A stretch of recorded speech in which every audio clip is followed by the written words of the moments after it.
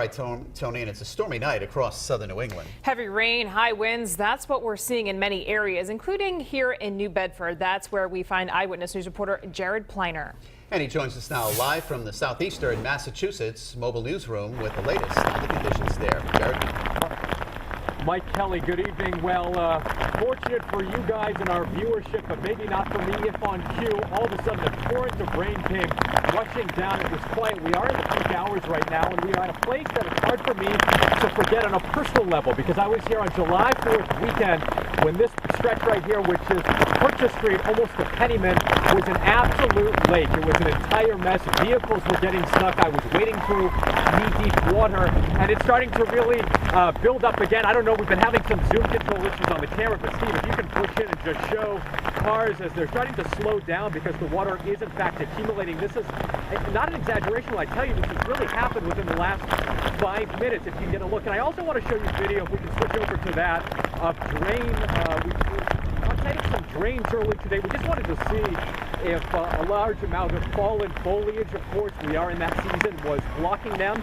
And it looked good at that point in time. The preparation was evident, had been undertaken as the day wore on. And I talked just a few minutes ago, right before we got on air, with the Department of Public Works, and they spoke to me about that threat. Take a listen. We've had over a dozen crews cleaning catch basins and manholes throughout the whole day, removing any litter or leaves throughout the whole city, especially our low-lying areas in the city. We've had our pump station crews on our wastewater side going through all our stations, ready for any influx of rain that may enter the stations.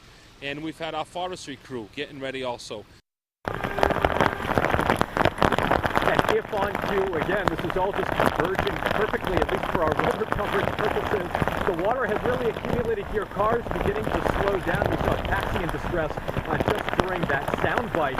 And we know, again, Public Works knows as well as we do, the spots that are prone to flooding. They know where to put out the horses and the barrels, and they know where to alert people. Again, we say this all the time, but if you encounter standing water, a large quantity of it, do not attempt to go through that. Turn around or find some alternate route.